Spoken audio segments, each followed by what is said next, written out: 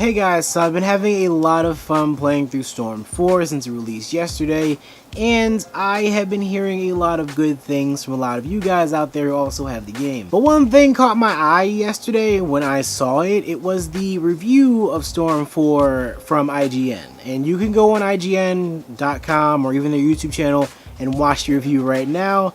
A lot of people were talking about how they just don't know how to review Naruto games, and it's very true that they still don't know how to review Naruto games properly. So really quick in this video, I want to go over some of the things that the reviewer of the game said about the game. And some of the things he said doesn't add up and doesn't make a lot of sense at all. And the first thing that doesn't make any sense is how the title of the video review is called Naruto Ultimate Ninja Storm Review.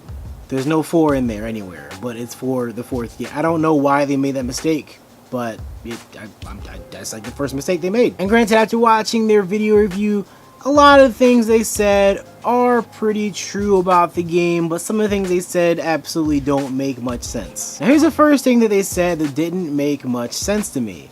Some areas of story mode give enemies a huge edge by increasing their damage. That just feels cheap. Now, I'm not really sure if you've ever played Storm games since they first came out, but the whole thing where your opponent gets a boost in their defense and their attack, that's just normal. That's how the computers basically scale themselves to make themselves more challenging and to give you more of a challenge instead of just being pushovers. In fact, after watching that review yesterday, I played the game myself and I saw how the game scaled itself to make itself more challenging for me. And even then I didn't find the AI to be all that challenging and to be all that difficult at the end. So for example, last night I played through the adventure mode and I played against, I don't know what character it was exactly, but both their attack and their defense was raised really high. And I had to chip away at their health little by little until I took them down.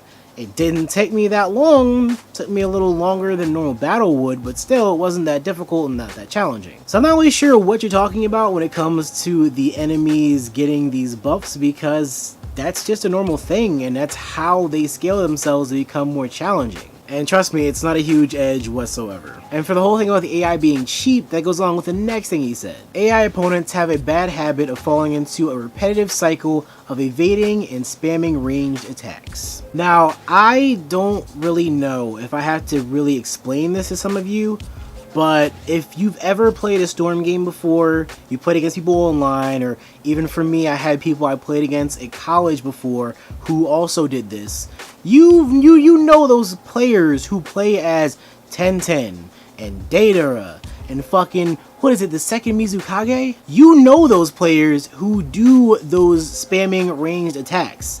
You kind of have to get used to it. You have to find ways around that, and some of us have actually found ways around that. Granted, it is a little bit annoying, but it's never going to be to that level for an AI. You see, I played through the entire story mode and I'm almost all the way through the adventure mode at this point, and I don't understand what his point is with this statement. Throughout all the battles I've been through, the AI doesn't really seem to spam a whole lot.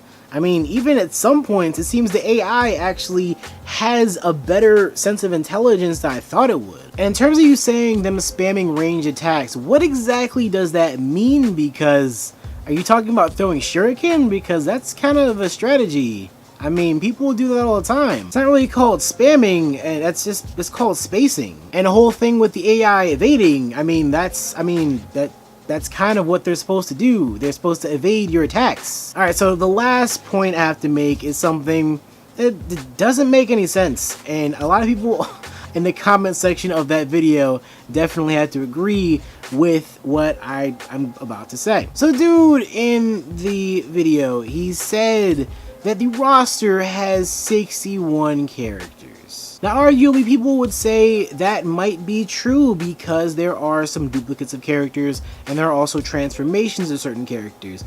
But overall, I think that the characters and the transformations are so balanced in a way that it's not 61.